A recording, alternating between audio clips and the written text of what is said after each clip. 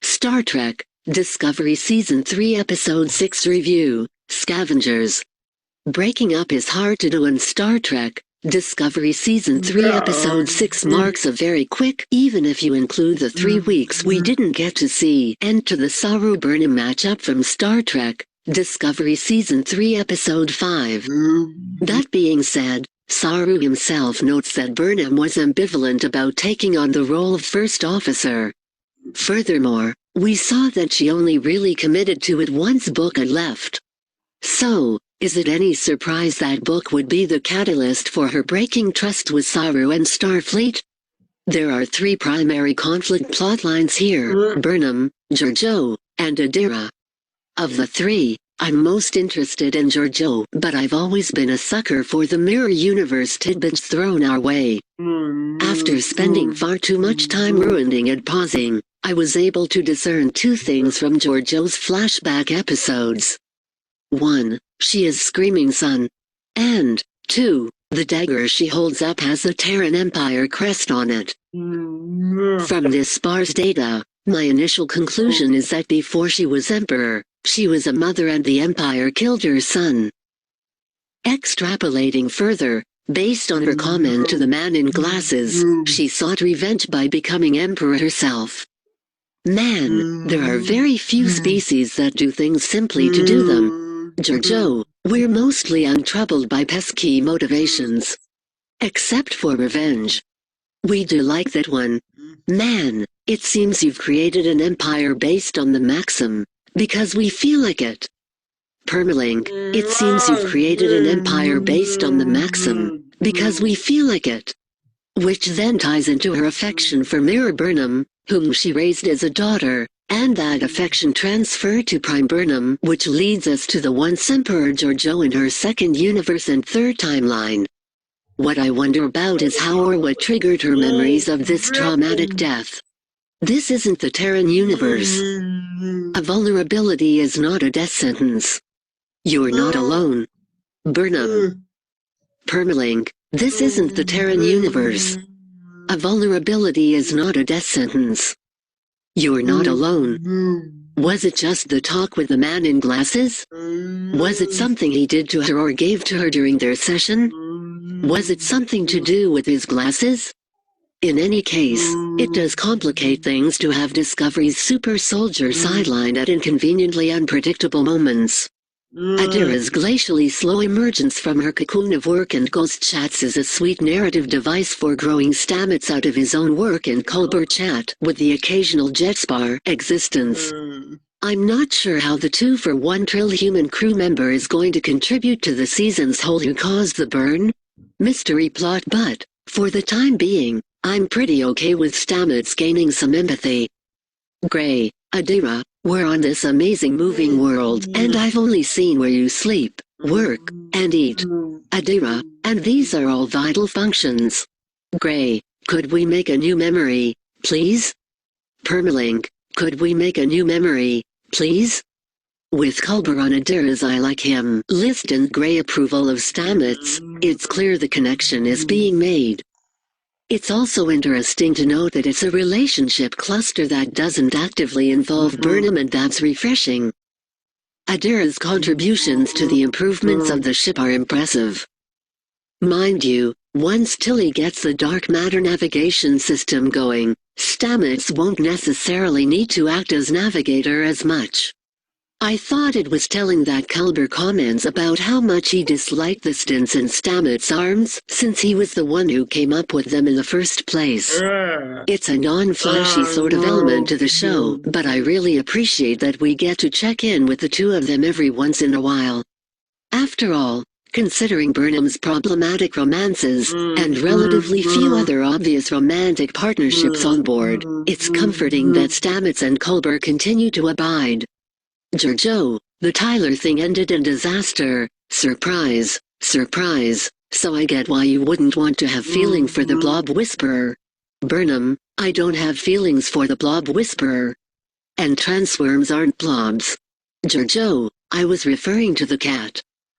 Permalink, I was referring to the cat. As for Burnham, I could have done without a book romance, although that was given away in pretty much every promo for Season 3. I liked the partnership they'd formed, and Burnham's romantic relationships always come across as contrived, which is odd, because her relationships with Spock, Tilly, Sarek, Giorgio, deceased, and even Saru never have. You're not qualified to judge these things. Your emotional spectrum runs from cranky to homicidal. Burnham. Permalink, you're not qualified to judge these things. Your emotional spectrum runs from cranky to. Emperor Giorgio is in a bit of a league of her own. Always. Romantic shenanigans aside, what it ultimately came down to here is the trust a captain and the first officer must have.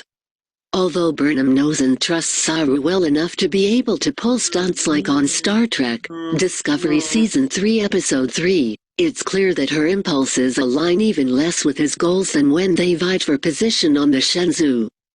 I will be honest, Ensign, I have not felt this mistrusting of Burnham since we served on the Shenzhou. I assumed, after all we have endured together, this feeling would never return. Saru. Permalink, I will be honest, Ensign, I have not felt this mistrusting of since we served on. Furthermore, there's something symbolic in her removal of her badge after he'd left. He hadn't kicked her out of Starfleet. She's still the chief science officer. But, still, something in that moment felt like a goodbye. All this leaves us with the question of who could be the next number one? The obvious, if improbable due to her rank, choice is Tilly.